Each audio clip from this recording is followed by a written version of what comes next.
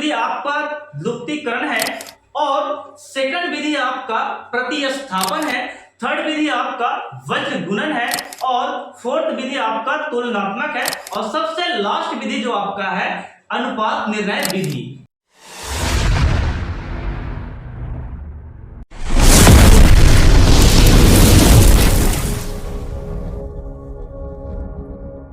Hello दोस्तों, आज हम लोग क्लास 10th का मैथमेटिक्स स्टडी करेंगे जिसमें चैप्टर नंबर 3 पढ़ने वाले हैं। मेरे प्यारे दोस्तों, चैप्टर नंबर 3 आपका है दो चर वाले रैखिक समीकरण।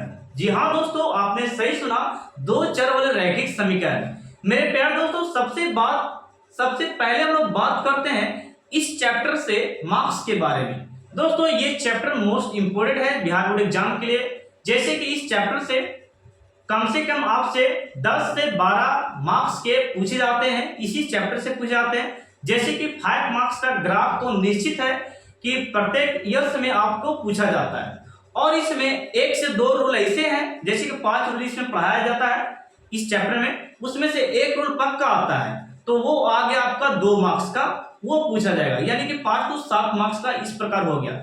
ऑब्जेक्टिव आपको कम से कम 3 से 4 आपको या 5 जरूर पूछे जाते हैं, यानी कि कितना हो गया 5 2 7 7 5 12 मार्क्स का आपको इसी प्रकार हो गया। और भी ज्यादा पूछ सकते हैं सब्जेक्टिव। तो दोस्तों ये चैप्टर मोस्ट इंपोर्टेंट है आपके बिहार बोर्ड एग्जाम के लिए। यदि आपका ये चैप्टर मिस हो जाता है, छूट जाता है और आप अच्छे से तैयार नहीं करते तो आपका 12 मार्क्स कटेगा, यानी कि अच्छे तरीका से कटेगा। और यदि आप लोग सही से नहीं समझते कंसेप्ट वाइज तो कटेगा। दोस्तों मैं चाहता हूं इस वीडियो में आपका ये फर्स्ट क्लास जो है इस चैप्टर का, मैं चाहता हूं कि आप लोग बेसिक वाइज सीखें और पार्ट बाय पार्ट वीडियो मैं आपको प्रोवाइड कराऊं। ओके, तो आज मैं आपको यहाँ पे इस चैप्टर का इंट्रोडक्शन इस वीडियो में दूंगा और आखिर में मैं एक रूल इसमें बताकर जाऊंगा और उसमें से पार्ट सेकंड से स्टार्ट हो गया आपका सेकंड रूल। ओके, तो चलते हैं दोस्तों, वीडियो को स्टार्ट करते हैं। और दोस्तों एक बात और मैं कहना चाहूंगा, यदि आप लोग इसके पहले का वीडियो नहीं देखे हैं, चैप्टर 1 और चैप्टर 2 नहीं देखे हैं तो जाकर देखिए, उसमें मैंने पॉलिनोमियल्स के बारे में और रियल नंबर के बारे में बता रखा, वो भी चैप्टर इंपोर्टेंट थे, बहुपद का और वास्तविक संख्या का। तो दोस्तों चलते हैं, बिना देरी किए हुए वीडियो को स्टार्ट करते हैं। दोस्तों यहाँ पे देखिएगा, ये चैप्टर का बेसिकली बात मैं आपसे बता देना चाहता हूं कि इसमें बोल रहा है दो चर और रैखिक समीकरण।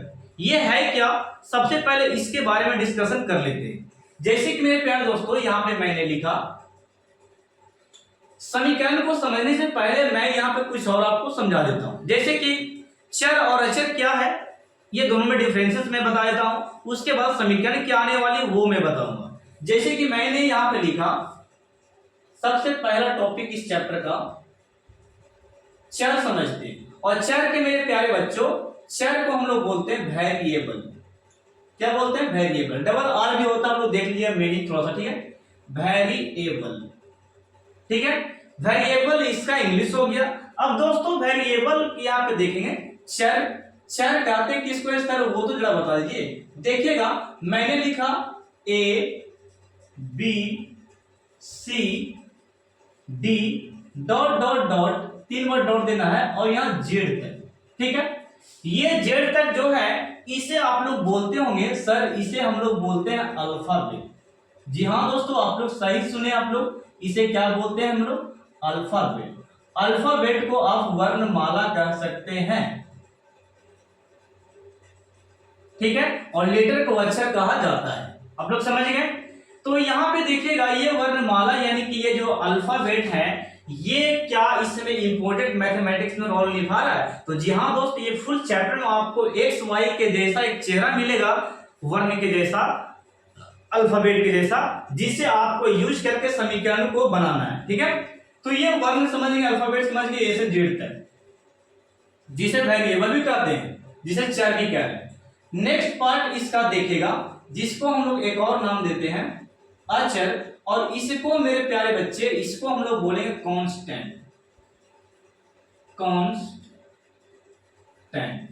ये आपका कांस्टेंट है, और कांस्टेंट है एक्चुअली वो तो जान लीजिए। कांस्टेंट हम लोग बोल सकते हैं दोस्तों, जैसे कि मैंने लिखा 1 2 3 4 और यहाँ 5, इस प्रकार, और डॉट डॉट डॉट इस प्रकार etc लिख सकते हैं, बहुत सारे नंबर हैं। ओके, तो ये जो कॉन्सेप्ट मैंने नंबर लिखा 1 से स्टार्ट हो रही है, तो इसको मैं एक नाम देता हूं, इसको मैंने बोला नेचुरल नंबर। नेचुरल नंबर यानी कि प्राकृतिक संख्या। और इसका वीडियो अगर नहीं देखें बेसिक का क्लास रियल नंबर का, तो जाकर देख सकते हैं। नेचुरल नंबर इसे हम लोग बोलते हैं प्राकृतिक संख्या।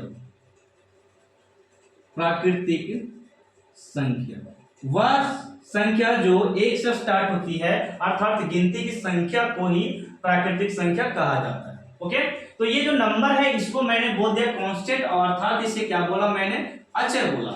बात क्लियर हुआ? चलिए, अब यहां पे बात रही समीकरण की, तो समीकरण हम लोग देखेंगे थोड़ा सा। समीकरण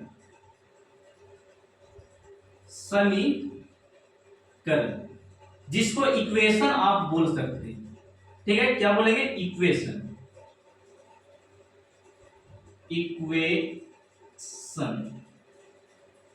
इक्वेशन, ठीक है। अब यहां पे इसके बारे में डिस्कशन करते हैं दोस्तों, समीकरण के बारे में। तो समीकरण क्या कहता है, इसमें दो चर होना चाहिए और रैखिक होना चाहिए। दो चर और रैखिक, दो चर कहने का मतलब दो अक्षर होना चाहिए, दो वर्णमाला होना चाहिए, चाहे एक्स चाहे वाई, दोनों में दोनों होना चाहिए, चाहे ए चाहे बी, कोई दो अक्षर होना चाहिए। तो मैं यहाँ पे लेता हूं दो अक्षर, जैसे कि मैंने लिया एक्स और प्लस में वाई। आप कोई भी अक्षर को ले सकते, कोई दिक्कत नहीं है। और इसके बदौलत में यहाँ पे दिया 0, यहाँ पे कोई भी नंबर हो सकता है, कोई दिक्कत नहीं। अब यहाँ पे देखिए ये दोनों जो है, इसे मैंने बोला चर और इसे भी मैंने बोला चर, ठीक है, दोनों वेरिएबल। ओके, चर हो गया, इसमें आपको नंबर भी लगेगा, कोई दिक्कत नहीं, अभी मैं समझा रहा हूं, ठीक है। ये दो चर हो गया। और रैखिक कैसे है वो मैं बताता हूं। रैखिक कहने का मतलब हो गया, रैखिक का दूसरा नाम ही होता है एक घातीय। क्या होता है, एक घातीय, यानी कि जिसका एक घात होता है उसे हम लोग रैखिक कहते हैं, अर्थात बोल सकते हैं एक घातीय। ओके, चलिए, तो पावर देखते हैं चर पे हम लोग, यहाँ पे देखिएगा पावर यहाँ पे 1 है, पावर यहाँ पे 1 है, तो ये हो गया एक घातीय। अभी भी पल्ले नहीं पड़ रहा, तो जरा यहाँ पे डेमो देखिए। मैं यहाँ पे दिया x पे पावर यहाँ पे मैंने दिया 1। तो दोस्तों इसको पढ़ते कैसे, रीड कैसे करते हैं वो जरा देखिए। घातांक का नियम है, यहाँ पे इसको नीचे वाला को मैंने बोला आधार। क्या बोला, आधार। इसको आप बेस कह सकते हैं, ठीक है, आधार नीचे वाला पद। लेकिन मेरे प्यारे बच्चों ऊपर वाला को मैंने बोला पावर। क्या बोला, पावर, अर्थात इसी को आप बोल सकते हैं सर जी घात। क्या बोलेगा, घात। तो यहाँ पे x पे पावर 1 है, यानी कि x पावर घात 1 है। इस रूप को हम लोग एक और नया नाम से जानते हैं, इसे हम लोग बोलते हैं घातांक। क्या बोलते हैं, घातांक, ठीक है, एक्सपोनेंट घातांक बोलते हैं। तो ये घातांक का रूप, यानी कि आधार और घात का रूप को ही घातांक कहा जाता है। अर्थात एक यहाँ पे देखने के लिए हम लोग को ये समझना है कि इस पे पावर कितना, 1, पावर 1 है, यानी घात 1 है। तो जिसका घात 1 रहता है बच्चे, उसको हम लोग एक घातीय बोलते हैं। क्या बोलते हैं, एक घातीय। अब सर जी बोलिएगा कि ये नहीं हो सकता है क्या, y, तो y में होगा, देखिए यहाँ पे 1 छिपा है। क्या a नहीं हो सकता है, क्या हो सकता है, क्योंकि यहाँ पे 1 छिपा हुआ घात। बात समझ गए। तो एक चर का पहचान आपको मैंने करा दिया, यानी कि घात का। तो अब यहाँ पे मैं समझाता हूं, यहाँ पे प्लस मैंने क्यों दिया और बराबर क्यों मैंने दिया, ठीक है, ये बात को क्लियर करते हैं। तो आप यहाँ प्लस दीजिए चाहे माइनस दीजिए, उससे कोई इससे लेना देना समीकरण में नहीं है, ठीक है। तो अब यहाँ पे देखिएगा, और ये बात को मैं क्लियर कर दूं कि ये आप लोग बराबर बोलते हैं, लेकिन इस मैथमेटिक्स में, इस चैप्टर में इसको हम लोग बोलेंगे समता। क्या बोलेंगे, समता। ओके, समता, या इसी को हम लोग बोल सकते हैं एक और नाम से बराबर, जिसको हम लोग इक्वल करते हैं। क्या बोलते हैं, इक्वल। बात समझ में आ रहा है। तो ये था मैथमेटिक्स का नियम जो मैंने आपको बताया। तो ये जो है दो चर में है, दो चर में है और रैखिक है, यानी कि घात 1 है। दो चर वाले रैखिक समीकरण इसी प्रकार होगा दोस्तों। ओके, अब मैं यहाँ पे दिखाता हूं आपको इसके रूप को। हाँ, थोड़ा सा एक बात मैं और डिस्कशन करना चाहूंगा इसके व्यापक रूप के बारे में, जैसे कि इसका व्यापक रूप, व्यापक रूप व्यापक रूप को देखें तो इसका व्यापक रूप होता है ax प्लस b बराबर 0। तो प्यारे बच्चों ये व्यापक रूप रैखिक का याद रखिएगा। ओके, तो ax यानी कि x के जगह पे क्या हो गया आपका, यहाँ पे ये वाला है, और ये व्यापक रूप इसका ये वाला हो गया। ठीक है, यहां पे आपका y भी हो सकता है इस प्रकार, y प्लस सी बराबर 0 इस प्रकार। ठीक है, ये हो गया x और ये वाला हो गया y और ये आपका हो गया प्लस सी, ये अचर पद हो गया। तो ये हो गया दो चर रैखिक समीकरण का व्यापक रूप शॉर्ट में। और इस प्रकार एक और बहुपद का होता है ax प्लस b बराबर 0। ये आपका ये भी याद रखना व्यापक, ठीक ना।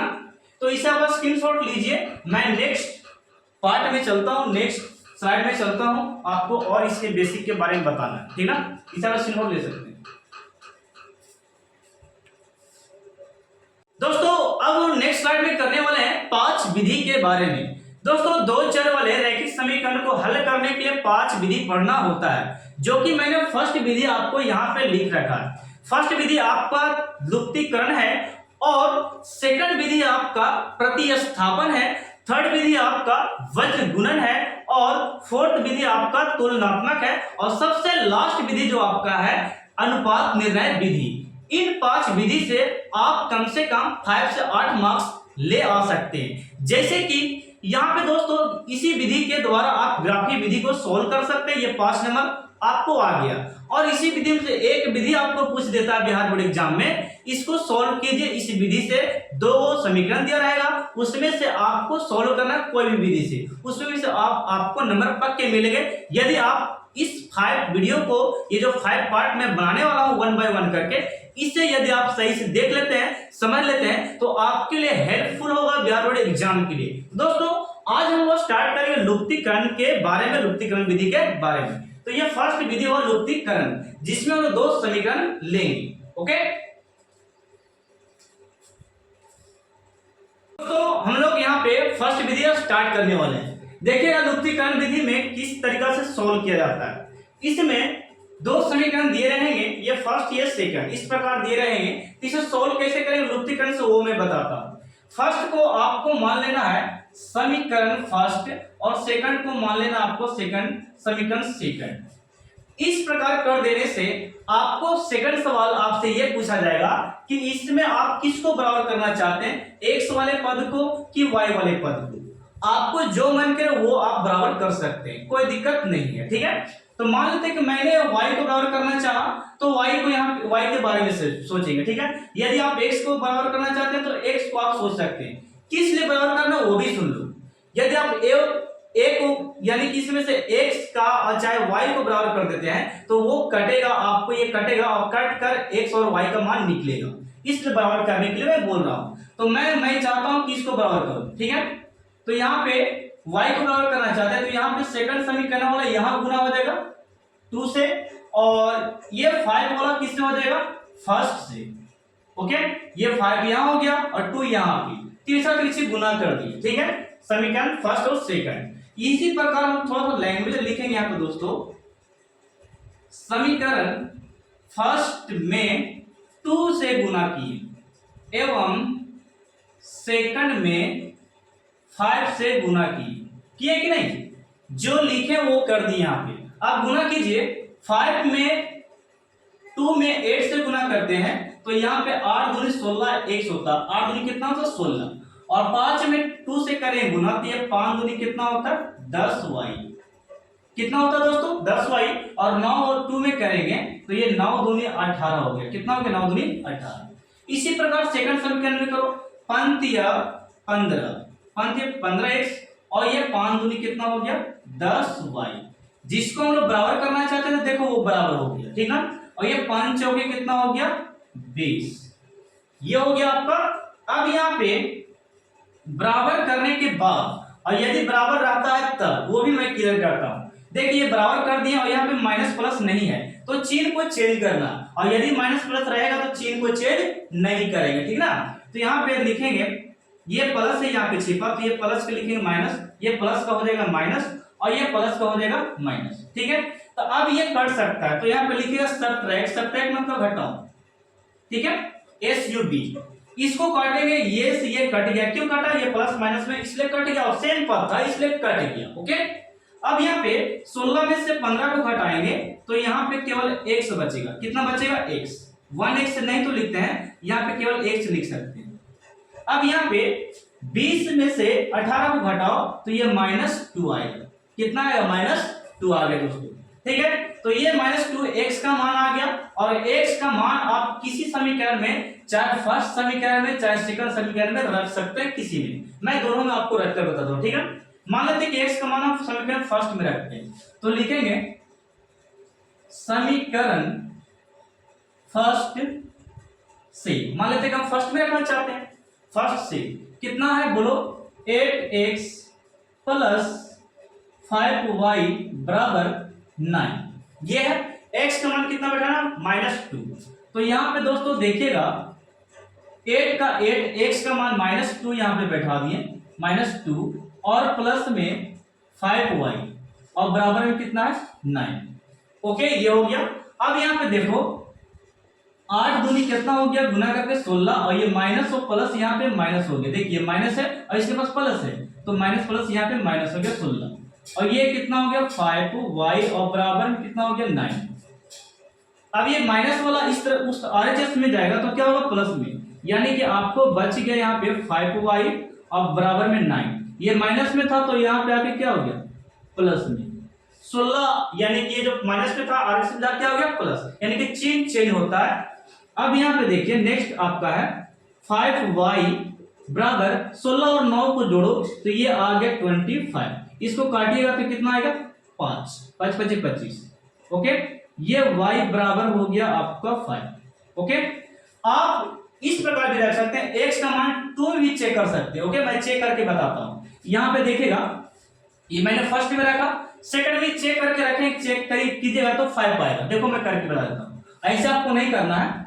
देखो समीकरण सेकंड में कर देते हैं, समीकरण सेकंड में रखने, सेकंड में रखने या सेकंड से, सेकंड आपका क्या है, 3x प्लस 2y बराबर में कितना है, 4, x का मान कितना बैठा है, -2।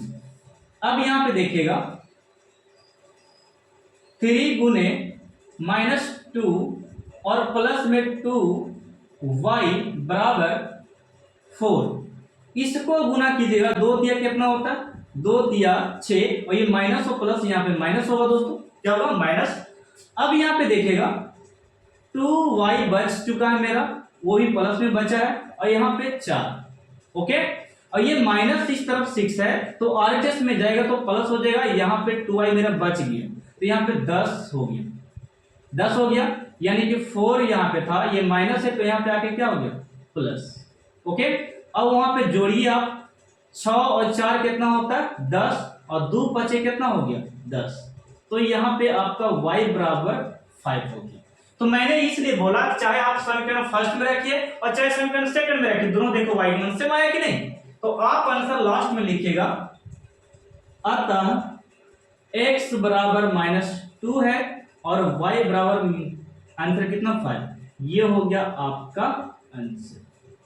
ओके, कोई दिक्कत हो पूछने में तो आप पूछिएगा जरूर, कमेंट कीजिएगा जरूर, आपको समझने में दिक्कत अगर हो तो इसे आप स्क्रीनशॉट लीजिए। अब ये पार्ट 1 बस यहीं तक आपको मैं ये वीडियो प्रोवाइड करा दिया, फर्स्ट वीडियो। सेकंड वीडियो इसका आने वाला है प्रतिस्थापन विधि, वो भी बेहतरीन मेथड के साथ, आप लोग देखना मत भूलिएगा। और तब तक के लिए वीडियो को शेयर कीजिए ज्यादा से ज्यादा लोगों के पास, ताकि आपके चैनल ग्रो कर सके, बढ़ सके। ठीक है, तो इसे आप स्क्रीनशॉट ले सकते हैं दोस्तों। मिलते हैं अगले वीडियो, थैंक यू।